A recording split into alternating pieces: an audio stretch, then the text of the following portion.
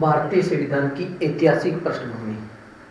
भारतीय संविधान की ऐतिहासिक पृष्ठभूमि के बारे में सबसे पहले हम पढ़ते हैं ब्रिटिश ईस्ट इंडिया कंपनी, जिसकी स्थापना 31 दिसंबर 1600 ईस्वी को होती है। जिस समय इसकी स्थापना होती है उस समय ब्रिटेन की सम्राज्ञी एलिजाबेथ प्रथम थी। ईस्ट इंडिया कंपनी का उद्देश्य होता है पूर्वी देशों में व्यापार करना। जब ये कंपनी भारत में आती है तो व्यापार के साथ साथ धीरे धीरे ये राजनीतिक सत्ता भी हथियाने लग जाती है। प्लासी का युद्ध और बक्सर के युद्ध के बाद ईस्ट इंडिया कंपनी पूरी तरह भारत में राजनीतिक सत्ता स्थापित कर लेती है। तदुपरांत ब्रिटिश ईस्ट इंडिया कंपनी में अव्यवस्था, अराजकता और भ्रष्टाचार बरत जाता है। इसके लिए ब्रिटिश सरकार ने इस कंपनी पर नियंत्रण स्थापित करने के लिए पहली बार रेगुलेटिंग एक्ट 1773 पारित किया गया।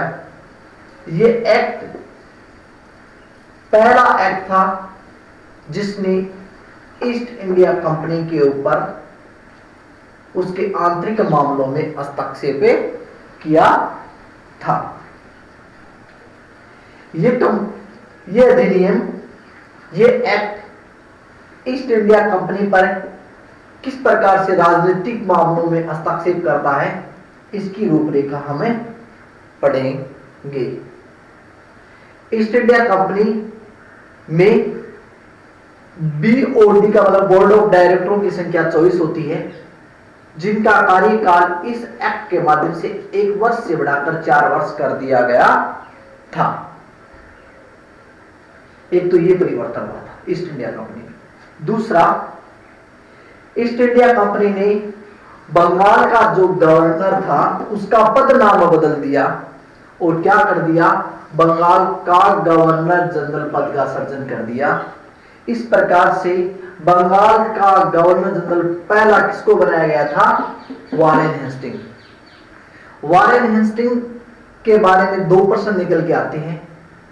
एक प्रश्न यह निकल के आता है क्योंकि जिस समय ये एक्ट पारित हुआ था उससे पहले ये बंगाल के क्या थे, गवर्नर थे, लेकिन इस एक्ट के माध्यम से पद क्या बना दिया, गवर्नर जनरल बना दिया।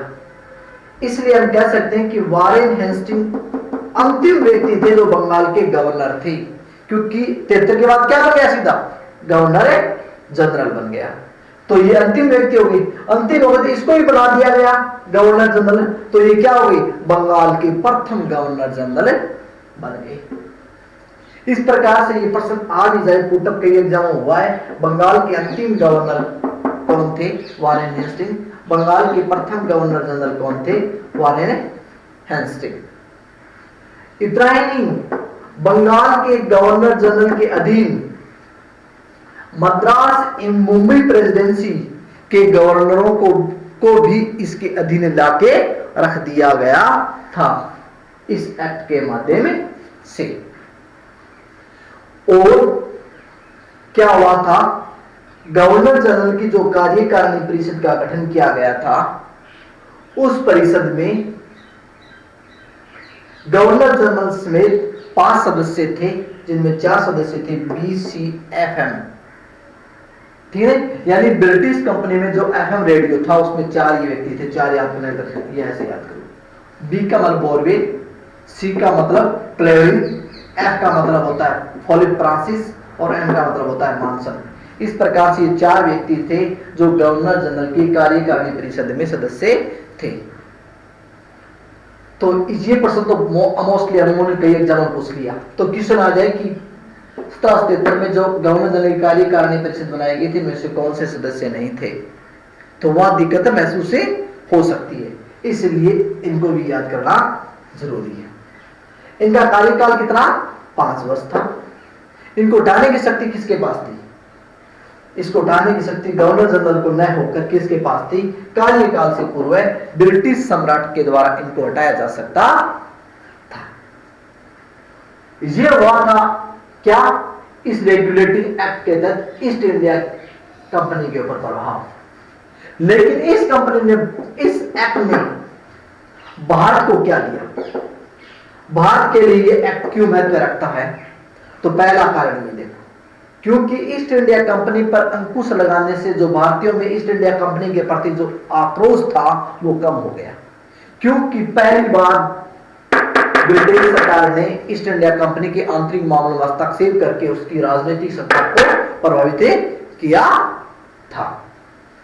दूसरा, भारत को यह अधिनियम क्या दे दिया गया था? यह एक्ट क्या दे दिया गया था? सर्वोच्च न्यायालय की स्थापना की गई थी।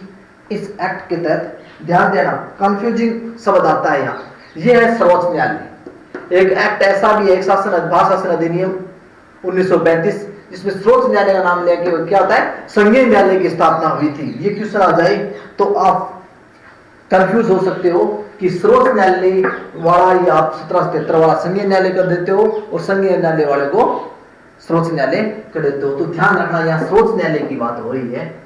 कलकत्ता में इसकी स्थापना हुई थी। क्वेश्चन कई बार ये पुटअप हुआ है कि 1700, ये जो सर्वोच्च न्यायालय की स्थापना हुई थी ये कब हुई थी? वहां ऑप्शन 1773 भी आएगा, वहां 1774 भी आएगा।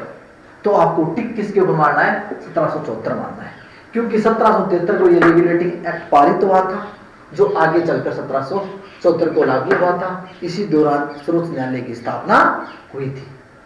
इस सर्वोच्च न्यायालय में मुख्य न्यायाधीश सहित अन्य न्यायाधीशों की संख्या टोटल कितनी थी? 1+3, इसका मतलब 4 थे। इसमें एक मुख्य न्यायाधीश था, 3 अन्य न्यायाधीश थे। मुख्य न्यायाधीश था, उसका नाम था sir Elijah Impey. Elijah Impey, ये क्वेश्चन कई बार पुटअप हुआ है। कौन थे सर्वोच्च न्यायालय के उस समय मुख्य न्यायाधीश? अन्य न्यायाधीश HCL, आपको पता होगा HCL हिंदुस्तान कॉर्पोरेशन लिमिटेड, उससे आप याद कर लो, हाइड, सी का चैम्बर्स, एल का लिवेस्टर। ऑप्शन आएंगे तो दिक्कत नहीं महसूस होगी वहां एग्जाम में कि कौन सर्वोच्च न्यायालय के मुख्य न्यायाधीश नहीं थे। तो वहां आप HCL याद होगा तो आप इसी में इसको कर दोगे। अब कई बार ये क्वेश्चन पूछा गया, जब ये रेगुलेटिंग एक्ट पारित किया गया था उस समय ब्रिटेन के प्रधानमंत्री कौन थे? तो ब्रिटेन के प्रधानमंत्री थे लॉर्ड नॉर्थ। इस प्रकार से हम 1773 के रेगुलेटिंग एक्ट के बारे में जानते हैं। बहुत से प्रश्नों के बारे में जिक्र किया है, लेकिन इस एक्ट में बहुत सी कमियां रह गई थी। उन कमियों को दूर करने के लिए 1781 का सेटलमेंट एक्ट, दूसरा नाम है इसका अमेंडमेंट एक्ट, तीसरा नाम है संशोधनात्मक एक्ट। जो भी आपको ये तीनों नाम याद कर सकते हो। तो ये क्यों लाया गया था? ये एक्ट इसलिए लाया गया था 1773 के जो रेगुलेटिंग एक्ट में जो कमियां थी, उस एक्ट की कमियों को दूर करने के लिए 1781 का सेटलमेंट, यानी सेटलमेंट करने के लिए ये एक्ट लाया गया था। इसमें रही कमियों को दूर करने के क्या कमियां रह गई थी? इसमें क्या किया गया था? इसमें जो सर्वोच्च न्यायालय था उसकी अधिकारिता को कम किया गया था। किस प्रकार की अधिकारिता को कम किया गया था?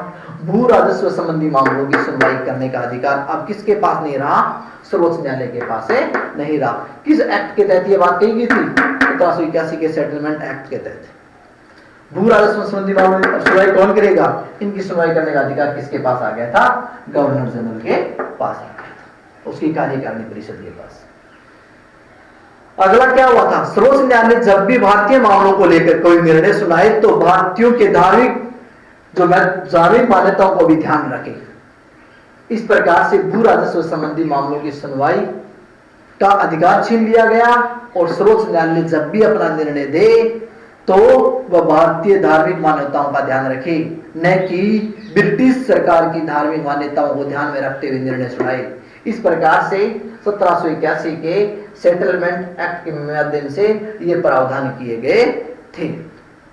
इसके साथ और बात करते हैं तो कंपनी के जो सैन्य और असैन्य कर्मचारी थे उनको उपहार लेने पर प्रतिबंध लगा दिया गया था 1781 के रेगुलेटिंग एक्ट के माध्यम से।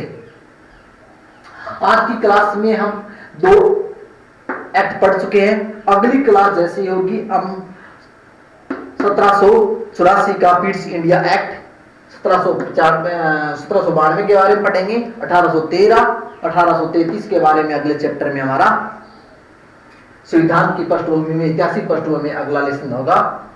तो दोस्तों इस प्रकार से अब तक आए हुए इस अधिनियम से संबंधित प्रश्नों के बारे में आपको बताया जा चुका है, और आगे इस अधिनियम के बाद आने वाले अधिनियमों के बारे में, एक्टों के बारे में, चार्टर के बारे में हम अगले अध्यायों में पढ़ेंगे। चलो आज की क्लास में इतना ही। तो दोस्तों अगर ये चैप्टर आपको पसंद आया हो तो सब्सक्राइब करना, लाइक करना। थैंक्स, धन्यवाद।